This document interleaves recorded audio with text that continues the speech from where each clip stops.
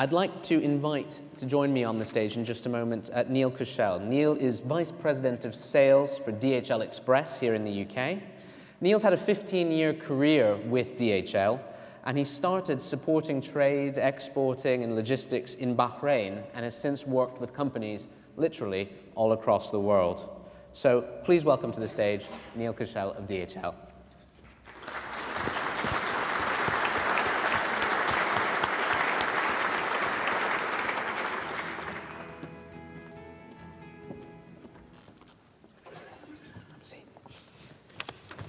Well, Neil, we've heard from John Longworth this morning, we've heard from the Foreign Secretary, we've heard from the Prime Minister about the importance of exporting in new markets. Do you see businesses across Britain that are really rising to this challenge? Absolutely, every day. To give you a little bit of background, DHL, we have about 30,000 corporate clients here in the UK. 90% of those are what we would define as smaller businesses.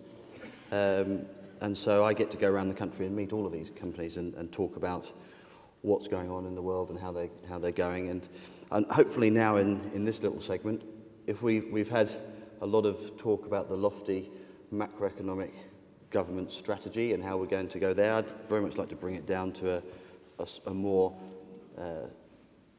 instrumental, what can we do in our own control to try to help that export. And that second question was incredibly interesting to me, where we're saying that, was it mid to high 40s of people are saying that one of the biggest barriers is knowledge of markets. And that's exactly what DHL is here to try to help with. But you're traditionally seen as a logistics company. How does knowledge of markets actually play into it?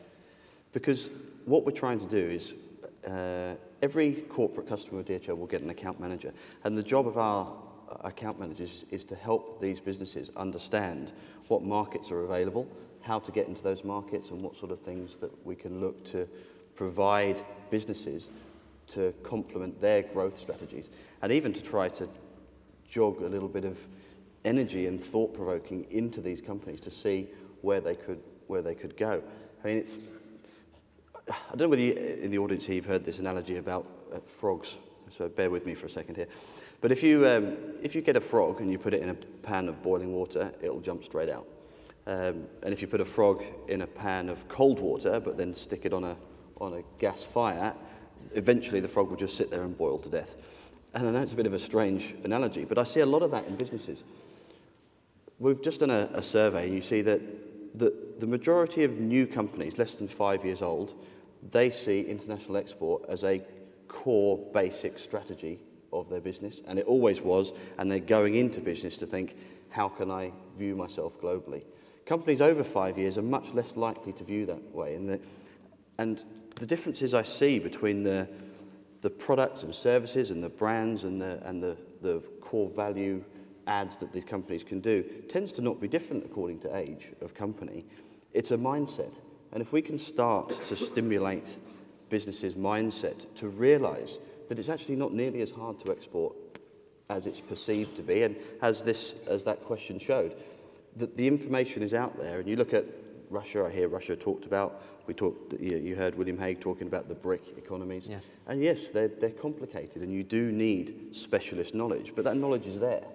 And if you can crack it, your competitors in your industries, and to your competitors here,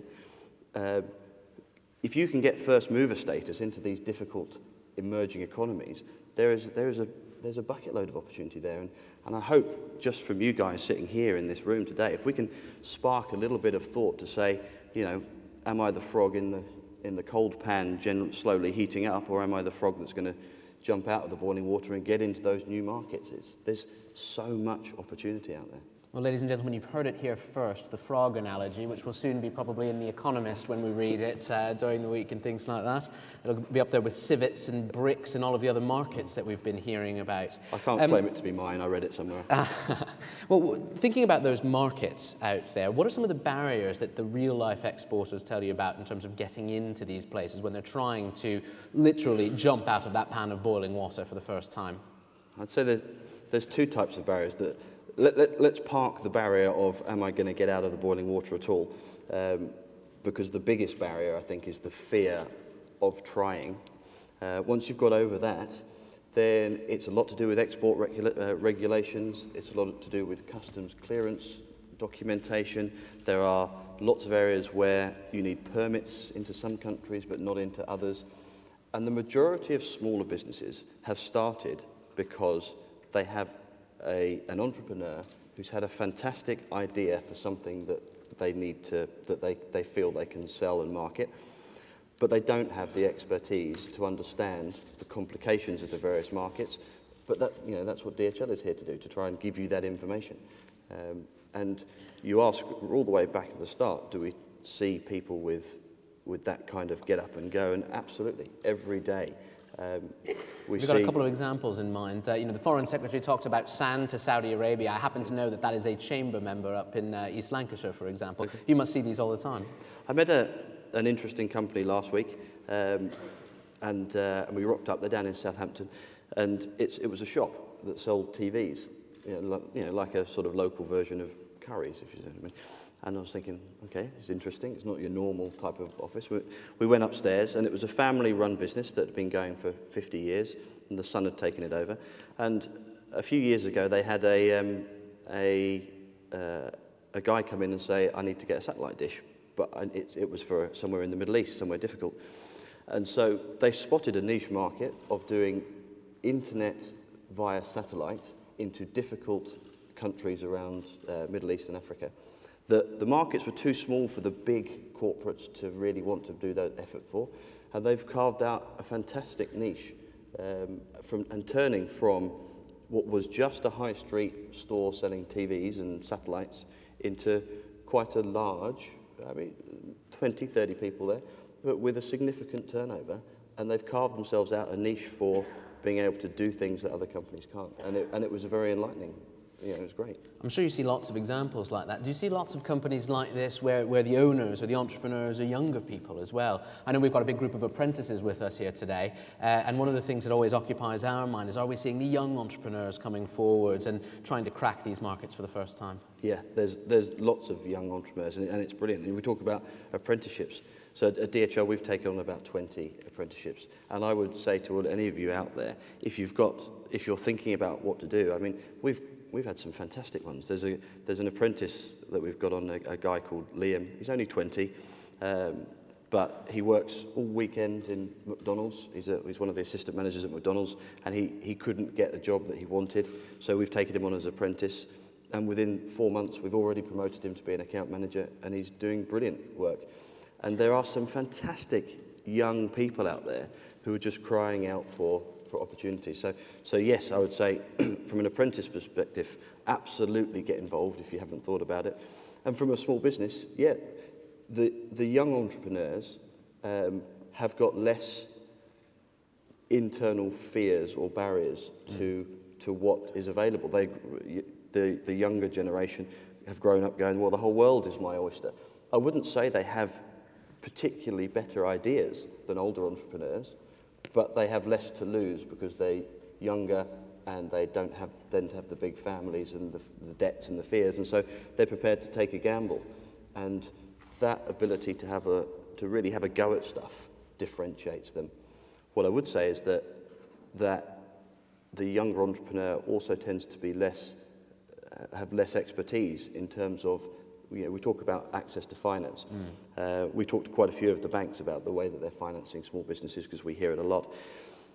One of the biggest barriers to getting finance is not the business model as such, it's the quality of the business plan that is put together to the finance. So it goes back to the question we had here at the front earlier on. It's about some of the nuts and bolts of running a business as well before you get to the stage of exporting, isn't it? Exactly. And so, if we can look, and by we I mean companies like DHL, but also the banks and other business enablers, how can we assist small businesses to put together more effective business plans that means they are likely to get the finance? That way we can really help, and that's the services that we're trying to offer. Brilliant. Well, at that point, I'd like to bring in some questions and thoughts from the audience on this, because we're talking about practical business issues here now, away from the politicians a little bit. We did have two questioners whom I very rudely cut off in the last session, so I'd like to give them first crack, if I can, if they're still interested in asking a question. Were you still interested, sir? Yes? And gentleman in the front? All right, we'll bring you in as well. And I apologize to people over here. I can't see you very well. Are there any hands over on this side of the room? Or am I going to have to pick on someone eventually? I'll come back to you. Let's just start over here first. Yeah, thank you, Adam. Tim Jones from Heart of the Southwest LEP. Neil, we heard from the Secretary of State about Germany's success in the Chinese export market. In your sector, particularly the logistics sector, there's some incredibly successful companies, Schenkers and Arriva and people like that. What, in your view, is the lesson we should be learning from the way in which Germany conducts its business? Very big question. Let's get your second question in as well, and then we'll come back to the audience in just a moment, once that side's had a chance to ruminate and come up with some brilliant questions. Hi. We heard from the Foreign Secretary recently about the new objectives, which he said protect security and, secondly, enhance prosperity. Now, I'm wondering what your view is with the High Commissioner's ambassadors, whether they should have some training on marketing and commercial issues in order to take the lead, as they are, really, our sales offices throughout the world, and what your feeling is on that. Secondly, I use your services very much. British Chamber of Commerce in Sierra Leone, so thank you for the service you provide us with. Brilliant, thank you very much, and it included a plug. That was very artfully done. You've got two questions there, Neil, that I think actually relate to each other to a certain extent. The second question about the level of support that businesses get overseas when you visit your big network around the world, but also this question of how does Germany do so well in so many of these export markets. They are a bit linked, aren't they? They are a bit. If we talk about let's go chronologically, talk about the Germany side first. Germany has a great global reputation for efficiency and high quality products. And that helps them drive their international exports. But I can tell you from having worked in multiple countries all around the world, and as you heard, I've been DHL 15 years. Only 2 of those have been in the UK. Everything else has been overseas.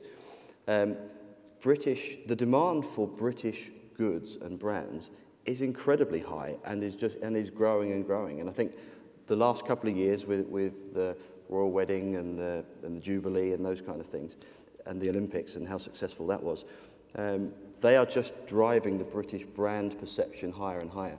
We work with Manchester United, we sponsor Manchester United, and we also distribute a lot of their kit, retail stuff around the world. And you would not believe, how important it is to have they put a little thing in that says dispatch from Old Trafford. And that little card adds so much value to what they're sending. It doesn't matter that the exact same product could originate in China or Japan or anywhere around the world, but there is such a brand strength now for British goods. So do we underestimate ourselves? Absolutely we do. Yeah, absolutely we do. And I think the more we can market that and the more we can leverage that, the stronger that will get. And that does tie in, if we go back across over here, to the question about other countries.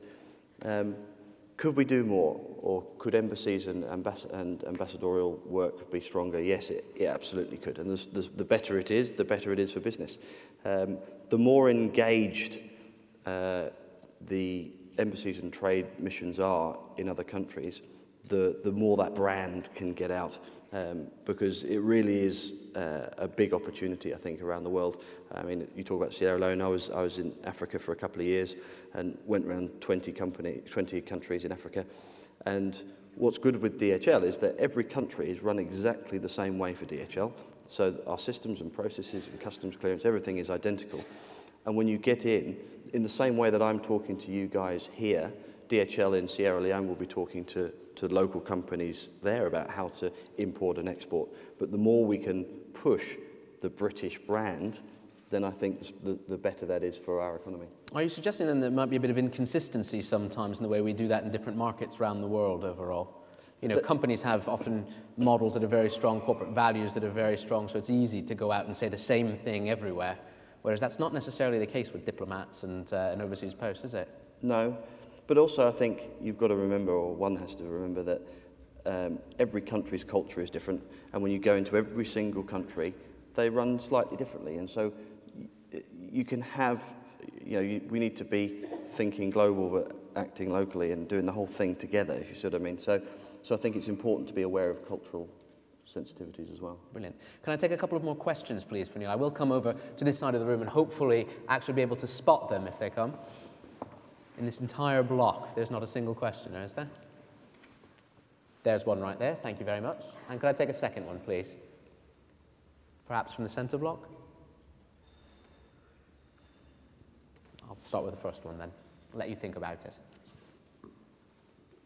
Thank you. My name's Andrew Dalgleish. I work in the British Embassy in Seoul, South Korea.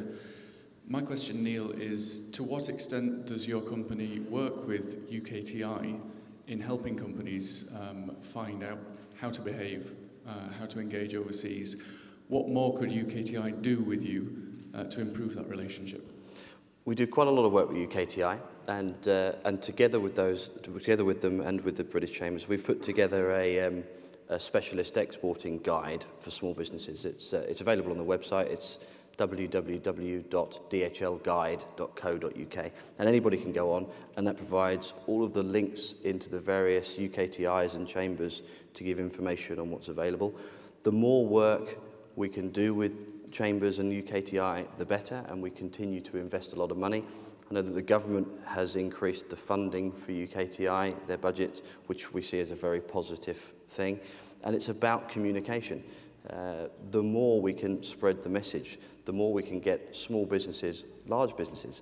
You know, the whole definition of SME is a bit vague in my opinion, but any business, the more we can get them to think about how to export and give them information to the access that relates back to that question on market knowledge, the better. So I absolutely support any relationships with those guys. Brilliant, Neil, thank you. We've got another questioner down in the front, just here. You mentioned in your opening remark about a company that spotted a niche market because of a customer walking through the door. Do you have a mechanism for feeding back into the UK, perhaps through organisations like the BCC, when you spot a market or a gap that you think one of our companies could fill? No is the short answer, actually. But the thing with that is that these niche markets, these gaps, are so... Companies got to be so nimble and quick to get in there that I'm not sure that there's a value in having a trend of saying these markets. We can say to you, for example, on macroeconomic trends, Australia is a great place to ship to at the moment. From a combination of exchange rates, VAT, or their local tax allowances for what's available for consumption in Australia, there is a huge market for British goods to be shipped online to Australia. Now, those kind of macroeconomic trends, those we share up with the chambers and with the UKTI.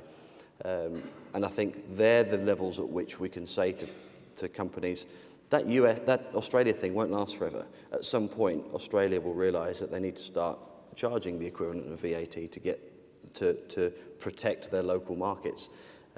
But for the next year or 18 months, at least, in my opinion, that will be a very vibrant market for anybody who wants to ship British goods to Australia. And it's not that expensive to do these days with the advent of the internet, with a few marketing dollars here and there. It's relatively easy to access some of these markets. And so the answer, I guess, is no on a niche market trend, but yes on a macroeconomic trade lane type trend. Yeah, and again, I would say we heard about the BRIC economies. Having spent a lot of time in Middle East, Africa, these emerging markets, they've got a lot of money, and there's a lot of desire for British stuff. Well, then what I'm going to do, Neil, is ask you one final question just to finish this off. A lot of people out there say that the UK is a bit late to the party in getting into some of these markets. We hear about them after everyone else has already been there for a while. Is that your experience working with some of these really dynamic companies? And is there something we could learn from the way they get in there first? I don't think we're behind. I talk to lots of companies, and generally, I guess the thing that I would say is that, I'll give you an example. I saw a company recently that I don't know whether you'd call them an SME anymore. They used to be. They started off just 2 people. They've probably got 200 or 300 people now, and they've got a very strong brand. And I was talking to them and looking around their warehouse, and only 3% of their sales come from international exports. And so I'm sitting to them and saying, when I speak to other companies in your industry, they're up to 30 or 35% of their total sales are international. Why are you not doing it? And there was a bit of, well, we've got an old warehousing system that we've had for 15 years. It would cost us a little bit of money to upgrade it. We're not quite sure yet whether we want to spend the money. And I'm sitting there going, oh God, it makes me cry.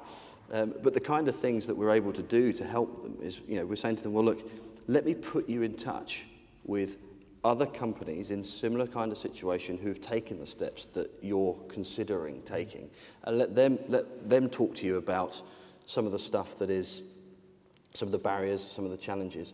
And so we're trying to do a lot of networking events for customers to get together. We've got one coming up in London in 3 or 4 weeks, where we get 30, 40, 50, 60 companies together and just let everybody mingle and talk about these things. And they're the kind of common barriers that if we can get like-minded businesses talking about, we can break down and we can try to get rid of some of the reluctance to take the steps that need to be done. But, and if any of you want to come to any of those things, you've got my name up there. My email address is just neil.kuschel@dhl.com.